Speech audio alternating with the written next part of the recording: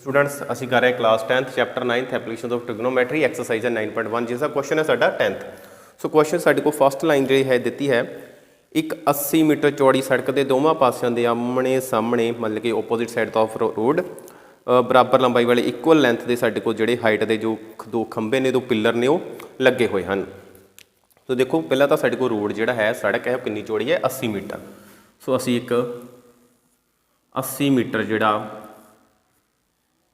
चौड़ाई वाला रोड जिहड़ा है वो बना लेंगे हैं। सो हुण इसके दोवां साइड ते दो खंबे लगे हैं जिन्हां दी हाइट जिहड़ी है वो बराबर है। सो एक साइड को ये हो गया पिलर, एक साइड को पोल जां पिलर ये हो गया, ठीक है। ये साइड को दो खंबे हैं। सो ये रख लो ए बी।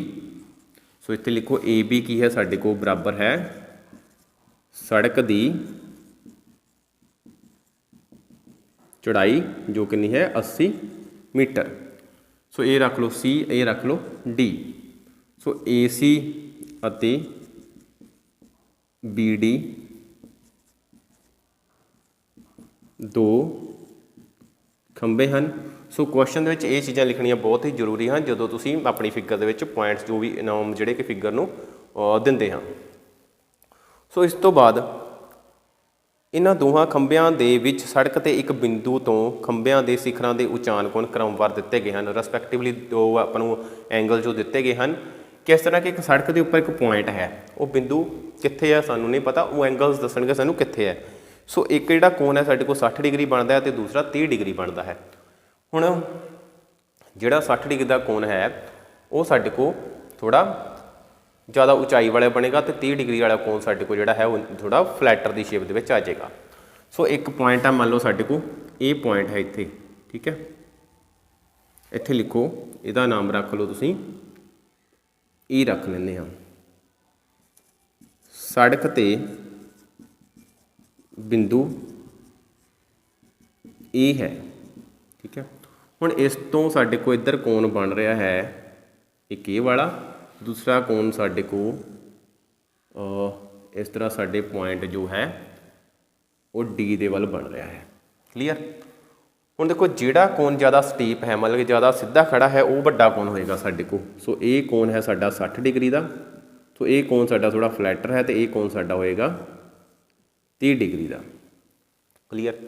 हुण साडे को जिहड़ी फिगर है प्रॉपर बन के पूरी तैयार हो चुकी है। सो पता ही करना है असीं खंबियां की उचाई और खंबियां तो बिंदु की दूरी पता करो। हुण एक तां असीं खंबियां की उचाई पता करनी है ये वाली, ठीक है। पता करना है खंबियां की उचाई। खंबे दोवें बराबर हैं साडे को इसलिए दोवां की उचाई जिहड़ी है वो बराबर होगी। क्लीयर। सो एक नंबर है। दूसरा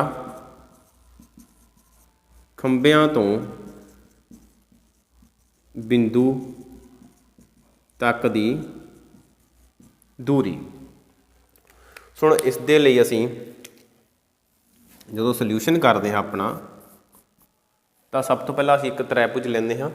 देखो असीं लेंदे हाँ त्रिभुज ए ई सी विच।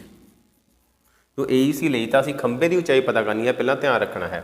सो असीं ए सी नूं उपर रखांगे, साडे को आ गया ए सी ओवर नीचे आएगा साडे को ए ई, क्योंकि साडे को सिर्फ इन्नी ही त्रिभुज की गल हो रही है जिस ए पॉइंट है साडा सी, ए है ए तो ए है ई, तो इत्थे है 60 डिग्री। सो ये है राइट एंगल, इधरली साइड एच और इधरली साइड साडे को थीटा के ओपोजिट पी और ये रहेगा साडा बी। सो हुण ए सी की है साडे को पी तो हुण ए ई साडे को की है बी। ये मतलब साडे को बन गया पी ओवर बी। सो पी ओवर बी कहते इज इक्वल टू होंदा है टैन थीटा दे। हुण इस दे विच थीटा कितना है साडे को 60 डिग्री। सो इस दे विच थीटा दिता साडे को 60 डिग्री तो साडे को आ गया A C over A E is equal to theta sorry tan 60 degree.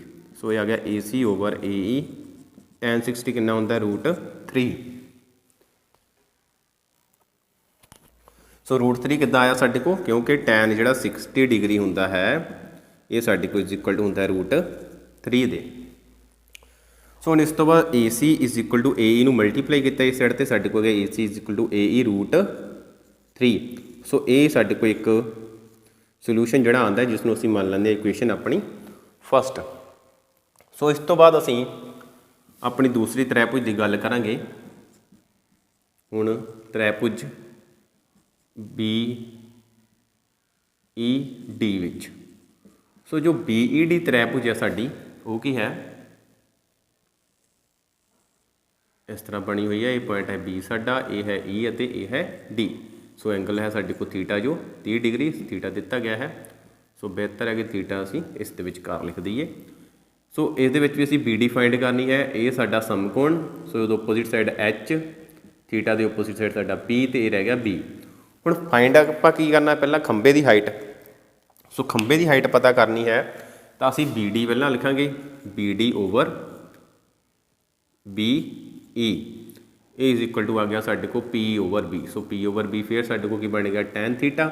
So theta कितना है साडे को इस विच 30 डिग्री। सो असीं लिखते हैं इत्थे BD ओवर लिख लिया असीं BE। So is equal to tan कितना साडे को 30 डिग्री। सो tan 30 डिग्री की वैल्यू साडे को 1 ओवर रूट 3 तो ये आ गया साडा BD। हुण नीचे है BE, सो इधर नीचे सी AE। हुण एक गल का ध्यान रखना है, तो सानूं ध्यान नाल समझना है कि जो AE है असीं इत्थे लिखदे हां कि AE बराबर सी साडे को, देखो सॉरी AE नहीं AB, AB पूरी इस दे विच एक पॉइंट E आंदा है। सो ये आ गया साडे को AE प्लस EB जां असीं लिख दईए BE। ठीक है, EB या BE कुछ भी लिख सकते हैं। सो पूरी AB जिहड़ी कितनी है साडे को 80 मीटर। सो इधर AE आ गई प्लस आ गई BE। हुण इत्थों असीं एक चीज़ फाइंड कर सकते, जां तां असीं AE पता कर लीए जां असीं अपनी BE जिहड़ी है वो पता कर लीए। सो चलो असीं जेकर इत्थों लिखते हैं AE प्लस BE, तो इस तो बाद असीं इत्थे BE प्राप्त करते हैं। अपनी BE जो प्राप्त करते हैं तो साडे को की आंदा है, AE इधर माइनस हो जाएगी, साडे को आ जाएगा 80M माइनस AE। क्लीयर ना। देखो असीं इहदे चों कोई भी साइड इधर माइनस करिए तो दूसरी साइड साडे को फाइंड हो जाएगी, मतलब कि एग्जैक्ट फाइंड नहीं होएगी। तो साडे को मतलब कि सम सॉल्व करने के लिए साडे को जिहड़ी इक्वेशन एक टाइप जिहड़ी वो बन जाएगी। सो इस तरह जिहड़ा BE है साडे को आ गया 80M माइनस AE। सो इस तरह इसनूं असीं मान लांगे इक्वेशन अपनी 2। हुण देखो BE की वैल्यू क्या गई 80M माइनस AE। असीं इत्थे पुट करते हैं 80M माइनस AE। क्लीयर। हुण इत्थे साडे को हो रही है क्रॉस मल्टीप्लीकेशन। हुण देखो कि जिहड़ा साडे को AC ते BD है ये दोवें की हन बराबर हैं। इत्थों भी असीं क्रॉस मल्टीप्लाई करिए तो साडे को आ जाएगा BD के नाल जाके लग जाएगा BD रूट 3 लग जाएगा इस इक्वल टू आ जाएगा 80M माइनस AE। सो असीं कल्ला BD प्राप्त करना है तो साडे को आ गया 80M माइनस AE ओवर आ गया रूट 3। सो जो रूट 3 है इधर जाके साडे को की हो जाता है डिवाइड हो जाता है। हुण दोवें खंबे साडे कोल हाइट च बराबर सी। सो जिहदा मतलब ये सी कि साडे कोल जिहड़ी BD सी वो बराबर किहदे सी AC दे। हुण ये साडे कोई आ गई मतलब कि इक्वेशन साडी 3। हुण देखो AC ते BD दोवें बराबर हैं आपस दे विच, ये दोवें साडे को खंबे हैं तो दोवें आपस में बराबर हैं। इहदा मतलब कि जिन्ना आंसर AC का होएगा उन्ना ही BD का होएगा। इहदा मतलब A इज इक्वल टू है AE रूट 3, ए बराबर है 80M minus AE over root 3। इहदा मतलब ए ते वैल्यू ये वाली दोवें बराबर हैं। सो इत्थे असीं लिखते हैं 1 अते 3 तो। ठीक है, तो साडे को आ गया AC बराबर BD। सो AC साडे को है AE रूट 3 बराबर BD है साडे को 80M minus AE over root 3। ये आ गया साडे को। सो इत्थे साडे को की होएगा ये रूट 3 इस साइड ते मल्टीप्लाई हो जाएगा, AE रूट 3 मल्टीप्लाई होया साडे को हो गया वर्ग स्केयर बन गया, साडे को इधर आ गया 80M माइनस AE। सो इसका रूट कैंसल हो गया, साडे को आ गया AE। सो नाल लग गया 3AE is equal to 80M minus AE। So 3AE A वाला AE जिहड़ा सी साडे को इधर आके हो जाएगा प्लस हो जाएगा, तो साडे को इधर की रह गया 80M। ਸੋ ਇਹ ਧਿਆਨ ਰੱਖਣਾ ਜਦੋਂ ਵੀ ਬਰਾਬਰ ਤੋਂ ਅਸੀਂ ਕੋਈ ਵੀ ਚੀਜ਼ ਸੱਜੇ ਤੋਂ ਖੱਬੇ ਲੈ ਕੇ ਜਾਂਦੇ ਹਾਂ ਜਾਂ ਖੱਬੇ ਤੋਂ ਸੱਜੇ ਜਾਂ ਉਸ ਨੂੰ ਬਦਲਦੇ ਹਾਂ ਤਾਂ ਸਾਡੇ ਕੋਲ ਦਾ ਸਾਈਨ ਜਿਹੜਾ ਉਹ ਚੇਂਜ ਹੁੰਦਾ ਹੈ। ਸੋ ਇਹ ਸਾਡੇ ਕੋਲ ਕਿੰਨਾ ਹੋ ਗਿਆ 3AE ਤੇ 1AE ਕਿੰਨੇ ਹੋ ਗਏ 4AE। ਸਾਡੇ ਕੋਲ ਆ ਗਿਆ 80M, ਇਹ ਆ ਗਿਆ AE ਬਰਾਬਰ 80/4M।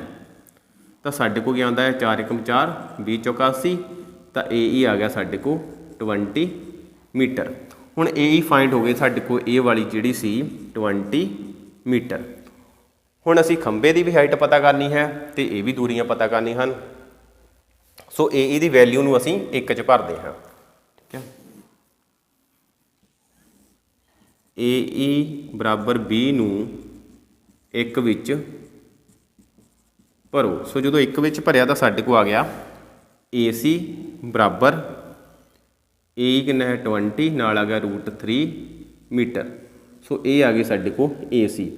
ਸੋ AC ਬਰਾਬਰ ਕਹਿੰਦੇ BD ਦੇ, ਇੱਥੇ ਲਿਖੋ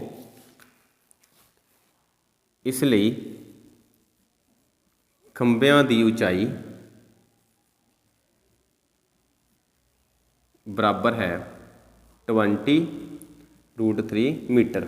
ਸੋ ਇਹਦਾ ਮਤਲਬ ਇਹ ਵੀ ਸਾਡੇ ਕੋਲ ਕਿੰਨਾ ਗਿਆ 20√3M ਤੇ ਇਹ ਵੀ ਸਾਡੇ ਕੋਲ ਕਿੰਨਾ ਗਿਆ 20√3M ਆ ਜਾਂਦਾ ਹੈ। ਸੋ ਇਸ ਤੋਂ ਬਾਅਦ ਹੈਗੀ ਹੁਣ ਪੁਆਇੰਟ ਤੋਂ ਦੂਰੀ, ਠੀਕ ਹੈ। A ਤੋਂ ਮਤਲਬ ਕਿ AC ਖੰਭੇ ਤੋਂ ਬਿੰਦੂ ਦੀ ਦੂਰੀ, ਠੀਕ ਹੈ। ਇੱਥੇ ਲਿਖੋ AC ਖੰਭੇ ਤੋਂ ਬਿੰਦੂ E ਦੀ ਦੂਰੀ। ਹੁਣ ਜਿਹੜਾ ਬਿੰਦੂ E ਹੈ ਇਹ ਦੇਖੋ ਸਾਡੇ ਕੋਲ AC ਖੰਭੇ ਤੋਂ ਬਿੰਦੂ E ਦੀ ਦੂਰੀ ਜਿਹੜੀ ਸਾਡੇ ਕੋਲ ਬਣਦੀ ਹੈ AE। ਸੋ ਇਹ ਬਣਦੀ AE, ਇਸ ਲਈ AE ਬਰਾਬਰ ਆ ਗਈ ਸਾਡੇ ਕੋਲ 20 ਮੀਟਰ। ਸੋ ਇਹ ਤਾਂ ਇੱਕ ਹੋ ਗਈ ਸਾਡੇ ਕੋਲ। ਦੂਜਾ ਸਾਡੇ ਕੋਲ ਆਉਂਦਾ ਹੈ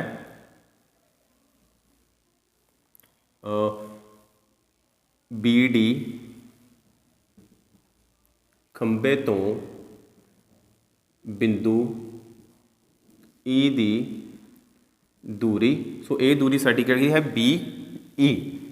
ਸੋ ਇਹ ਹੈ ਸਾਡੀ BE। ਸੋ ਹੁਣ BE ਪਤਾ ਕਰਨੀ ਹੋਵੇ ਤਾਂ BE ਕਿਹਦੇ ਬਰਾਬਰ 80M - AE।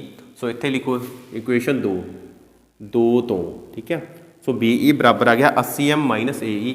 So 80 - AE। So BE ਬਰਾਬਰ ਆ ਗਿਆ 80 - AE ਕਿੰਨੀ ਹੈ ਸਾਡੇ ਕੋਲ 20। ਸੋ ਇਸ ਲਈ BE ਬਰਾਬਰ ਕਿੰਨੀ ਆ ਗਈ 60 ਮੀਟਰ। ਸੋ ਇਸ ਤਰ੍ਹਾਂ ਸਾਡੇ ਕੋਲ BE ਜਿਹੜੀ 60 ਮੀਟਰ ਆਉਂਦੀ ਹੈ। ਸੋ ਤਾਂ ਕਲੀਅਰ ਹੀ ਹੋ ਜਾਏਗਾ ਸਾਡੇ ਕੋਲ ਕਿ ਜੇਕਰ ਇਹ 20 ਹੋਏਗੀ, ਟੋਟਲ 80 ਸੀ ਸਾਰੀ, ਜੇਕਰ ਇਹ 20 ਹਿੱਸਾ ਹੋਏਗਾ 20 ਮੀਟਰ ਦੇ ਬਰਾਬਰ ਤਾਂ ਇਹ ਕਿਹਦੇ ਬਰਾਬਰ ਹੋਊਗਾ 60 ਮੀਟਰ ਦੇ। ਸੋ ਇਸ ਲਈ ਅਸੀਂ ਇਹ ਇਕੁਏਸ਼ਨ 2 ਦੀ ਵਰਤੋਂ ਕੀਤੀ। BE ਬਰਾਬਰ 80M, AE ਅਸੀਂ ਪ੍ਰਾਪਤ ਕਰ ਚੁੱਕੇ ਸੀ 20 ਮੀਟਰ। ਸੋ ਉਸ ਨੂੰ ਅਸੀਂ ਇੱਥੇ ਪੁੱਟ ਕੀਤਾ ਤਾਂ ਮਾਈਨਸ ਕਰਕੇ ਸਾਡੇ ਕੋਲ 60 ਮੀਟਰ ਆ ਗਿਆ। ਸੋ ਕੁਐਸਚਨ 'ਚ ਇੱਕ ਗੱਲ ਦਾ ਧਿਆਨ ਰੱਖਣਾ ਹੈ ਕਿ ਸਟੇਟਮੈਂਟ ਪੜ੍ਹ ਕੇ ਕਦੇ ਕੁਐਸਚਨ ਕਲੀਅਰ ਨਹੀਂ ਹੋਏਗਾ। ਤੁਹਾਨੂੰ ਹਮੇਸ਼ਾ ਉਹਦੀ ਫਿਗਰ ਬਣਾ ਦੋਗੇ, ਉਸ ਤੋਂ ਬਾਅਦ ਉਹਦਾ ਜੋ ਚਿੱਤਰ ਹੈ ਉਹ ਬਣਾਉਣ ਤੋਂ ਬਾਅਦ ਤੁਹਾਨੂੰ ਇੱਕ ਜਿਹੜਾ ਕਲਿਊ ਹੈ ਉਹ ਮਿਲ ਜਾਏਗਾ ਕੁਐਸਚਨ ਦੇ ਲਈ, ਸੋਲਵ ਕਰਨ ਦੇ ਲਈ। ਫਿਰ ਉਸ 'ਚ ਜੋ ਵੀ ਚੀਜ਼ ਤੁਸੀਂ ਲਈ ਹੈ ਉਸ ਨੂੰ ਪ੍ਰੋਪਰਲੀ ਲਿਖਣਾ ਹੈ ਕਿ ਕਿਹੜੀ ਚੀਜ਼ ਸਾਡੇ ਕੋਲ ਕਿਸ ਚੀਜ਼ ਨੂੰ ਦਰਸਾ ਰਹੀ ਹੈ। ਫਿਰ ਤੁਸੀਂ ਇੱਕ ਜਿਹੜੀ ਤਰੈਪ ਜੋ ਉਸ ਨੂੰ ਲੈ ਕੇ ਸੋਲਵ ਕਰਦੇ ਜਾਓਗੇ ਤਾਂ ਤੁਸੀਂ ਆਪਣੇ ਆਪ ਕੁਐਸਚਨ ਨੂੰ ਜਿਹੜਾ ਕਿ ਉਸਦੇ ਆਨਸਰ ਦੇ ਨਜ਼ਦੀਕ ਜਿਹੜਾ ਉਹ ਜਾਂਦੇ ਜਾਓਗੇ। ਸੋ ਇਹ ਸੀ ਸਾਡਾ ਕੁਐਸਚਨ ਨੰਬਰ 10th। ਸੋ ਮਿਲਦੇ ਹਾਂ ਨੈਕਸਟ ਕਲਾਸ ਦੇ ਵਿੱਚ ਕੁਐਸਚਨ 11th ਦੇ ਨਾਲ। Thank you.